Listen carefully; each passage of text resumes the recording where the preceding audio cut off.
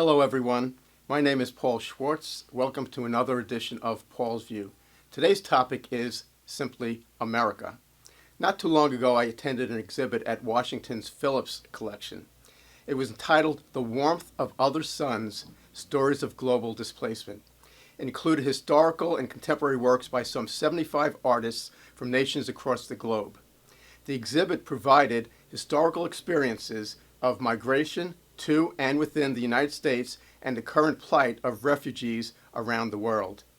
It conveyed the universality of migration as an experience shared by so many of us. I found the work of Griselda San Martin to be of particular interest. Her exhibit consists of photographs and was entitled, appropriately, The Wall. Over the last 5 years, she focused her work along the U.S.-Mexican border.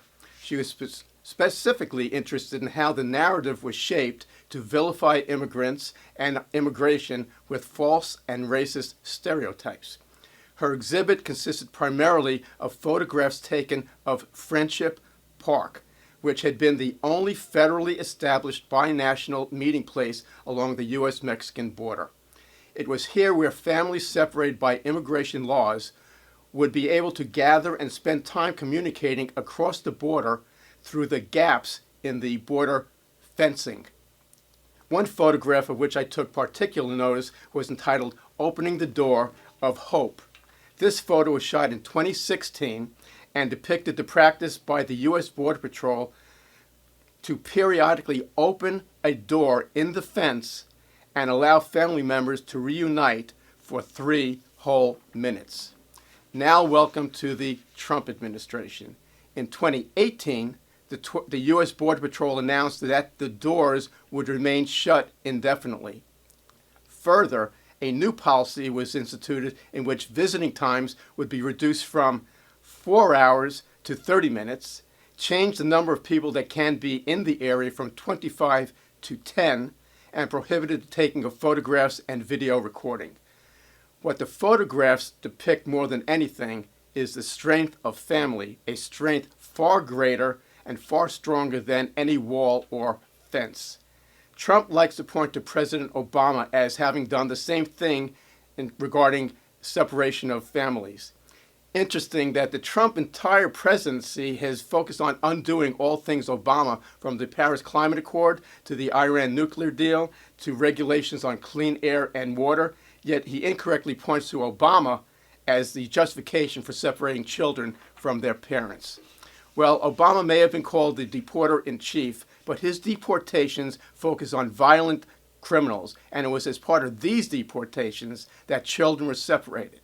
With Trump's efforts to stem the tide of all immigration, both illegal and legal, by brown-skinned immigrants from Central and South America, vast numbers of children are separated from their parents who came here to seek asylum and bring their families to safety.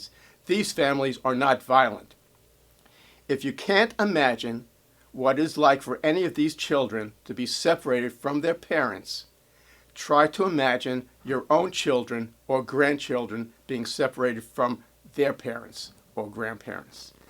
If you can't imagine what it is like for any immigrant of any age to be locked up in cages in which there is not enough room to sit, let alone lie down, imagine standing in line to see the latest blockbuster movie or concert, not for hours, but for days. The conditions deliberately created by this administration regarding immigration along the southern border were created to serve as a deterrent to immigration, short and simple. The fact that the refugee crisis is at historic levels would indicate to most that the tactic is not working.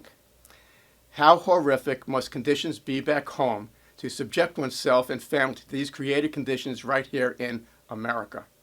Investing in improved and speedier processing of asylum seekers might be money better spent and be much more reflective of the vision for this country that our founding fathers, not to mention the Statue of Liberty, had in mind. Remember, it was oppression in Europe that brought the Pilgrims to America in the first place, just as it brought many of our grandparents to America as well.